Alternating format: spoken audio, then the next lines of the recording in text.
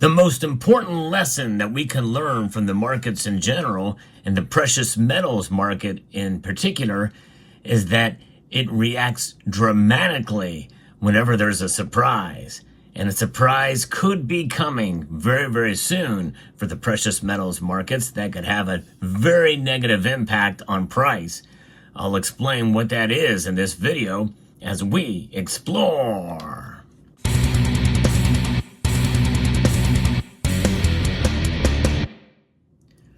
We are at a moment in history where it is at the cusp of a new presidency. Indeed, Donald J. Trump will be inaugurated as president tomorrow as of the recording of this video. And we could see a lot of changes happen then and there that could have a very surprising impact on the precious metal markets. A lot of it really does depend on whether or not the rumors are true. And what happens with the markets is a lot of people trade on the rumors. They trade on what could be, what the possibilities are in one direction or another. I think that is the biggest driver of prices and sentiment, is indeed how people feel about where we're going as a nation and where the markets are going in particular. And that's really no different with the precious metal markets either. That's just the name of the game. And a lot of people like to chalk it up to, well, it's price suppression or price manipulation. And that very well could be, because what happens when people are emotionally susceptible, well, they have a chance to be manipulated. And it does happen. A lot of people prey on that.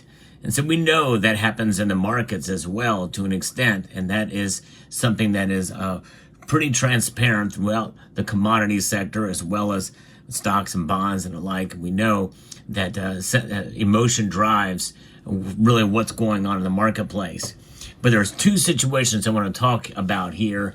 In this case, that could send precious metal prices absolutely plunging in a negative way down. Of course, being plunge is negative, but it's also positive too. And of course, whenever we do think about the positive, we think about a buying opportunity. It just depends on the type of flash crash that could occur. Usually if there's a massive demand for physical precious metals, well, the premiums are going to go up. Highly unlikely in this case, though, by the way, if that were to occur. And so, it's one of those things where if there's opportunity and you have the dry powder, consider maybe making a purchase of precious metals. And if you do decide to act upon such a dip, some metals may be a place to consider. They have proven themselves to be a low price leader for many items for a span of time. They're not always the lowest price, but for many items they are. For a relatively new company, they have really made a name for themselves being a low price leader. Check out summitmetals.com. Now, the gold and silver prices, they are surprisingly up as of the recording of this video, even with a Friday smackdown that we saw. And it's going to be very interesting to see what the markets tell us when they open up in a few hours. As I record this video, it is a Sunday, and the Asian markets will open up. Now, it'll be a holiday, a national holiday here, National Martin Luther King Day, on the 20th of January, which happens to coincide with Inauguration Day. Notwithstanding, the markets will be open in London and in Asia, and the price will move. The spot price will move. What kind of executive orders will be signed tomorrow?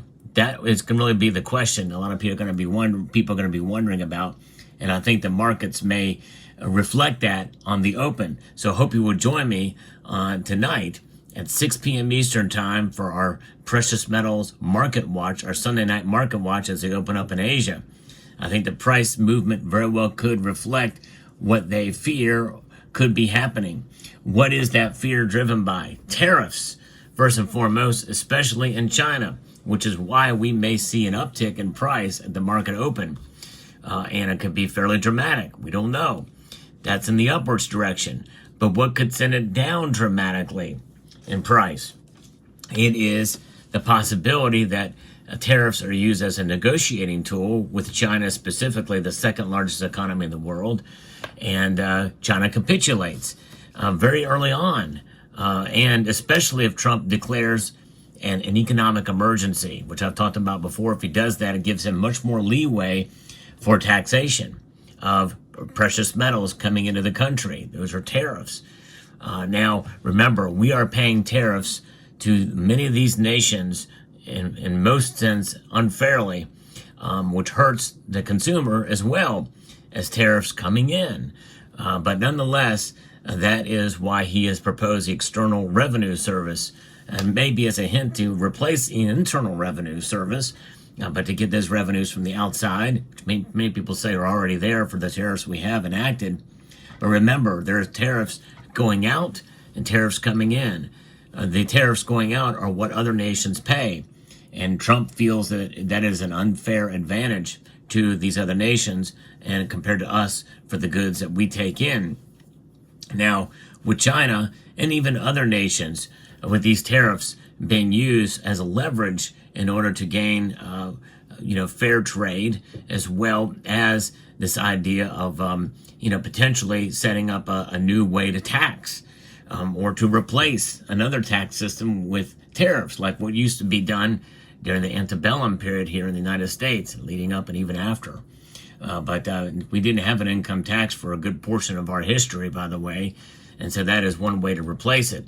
But still, silver is a part of that, even if it's not taxed directly, which some people feel it will be, hence why the London Bullion Market Association has seen a massive drop in its holdings. The COMEX has suffered as well there, especially with silver. And gold is reacting as well too, just on the fear index, essentially, of what it could be coming with tariffs. And so that's why both gold and silver holdings, we've seen some movement in the vaults at the COMEX and LBMA. But let's say it doesn't realize to be as big a threat as some people say, or there's a capitulation on the side of China, and or Trump doesn't declare an emergency, and people's fears are not realized, and it happened when they know fairly quickly, that could cause the price of silver and gold to plunge in a given day.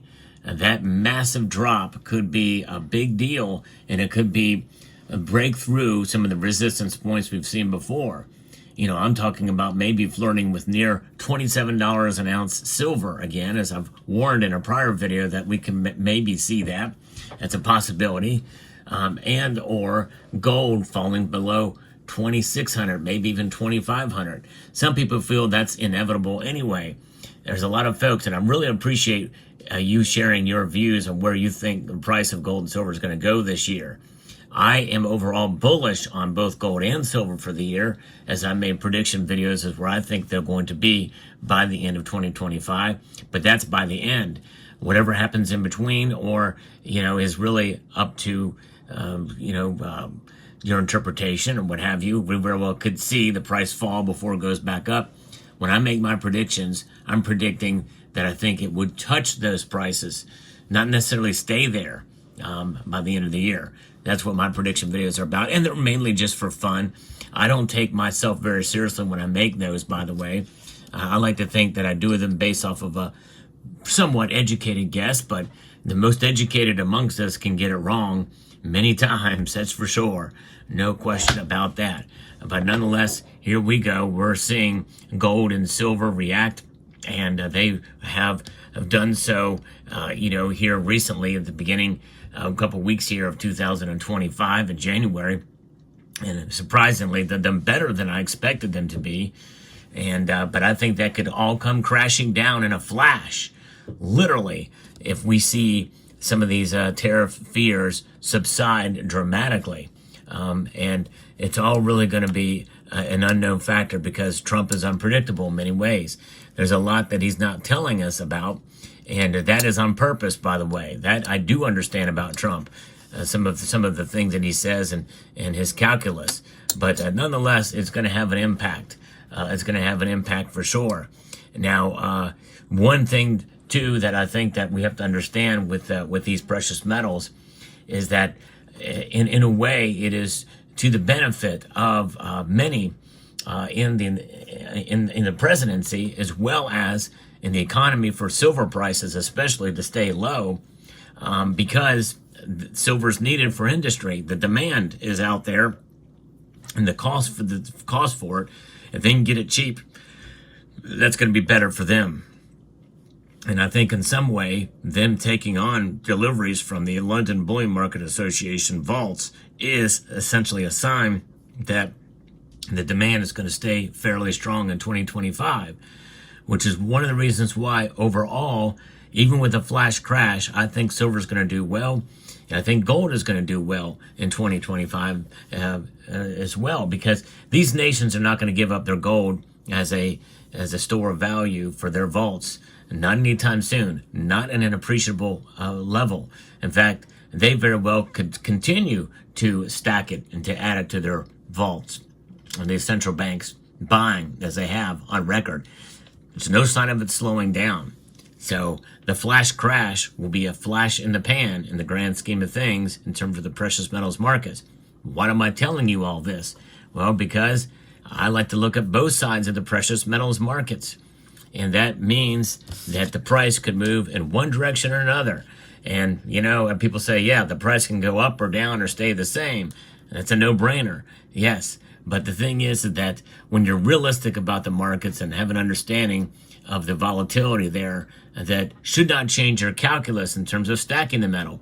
Because this is temporary. As strong as the dollar is, really it only has the dominance that it has pertained since about 1944 under the Bretton Woods Agreement, in 1973 under the petrodollar system, of which we're on the tail end of really both of those to some extent. And the only thing propping up the dollar now is the decline of other currencies around the world and their influence and their strength. That's it. Otherwise, the dollar is really kind of it's on a downward trajectory, especially with the de-dollarization, which really is still going on to some extent. Trump is trying to make the dollar stronger, but that has its negatives as well, too, as he has outlined in his first presidency. So, but nonetheless, gold and silver, they remain as a constant, no matter what the price they hold. So, don't be surprised if there's a flash crash at some point in time through 2025. Overall, it's a bump in the road compared to where silver and gold are going to go in the future. And what does that mean? Well, that means that they will preserve your wealth and nothing more, nothing less. Even if you see a dramatic uptick in price for an appreciable amount of time, in the end, it all evens out. For instance, in 2024, both metals far outperformed the rate of inflation. One can make the argument that both were wise investments if you started in 2023. Or, on the other end of the spectrum, from 2011 at $50 an ounce, all the way down to where it was trading at $13, $14 an ounce, it was the poorest investment one could ever dream of. But that's really just looking at it from two different sides. In the end, you average it all together, silver has proven itself as a wealth preservation device, as has gold. So there you have it. Let me know what your thoughts are in the comment section down below. Hope you found this video informative, insightful, and educational, and hope you will consider subscribing to the channel if you haven't done so already. Trying to meet a goal this year of 100,000 subscribers by the end of 2025.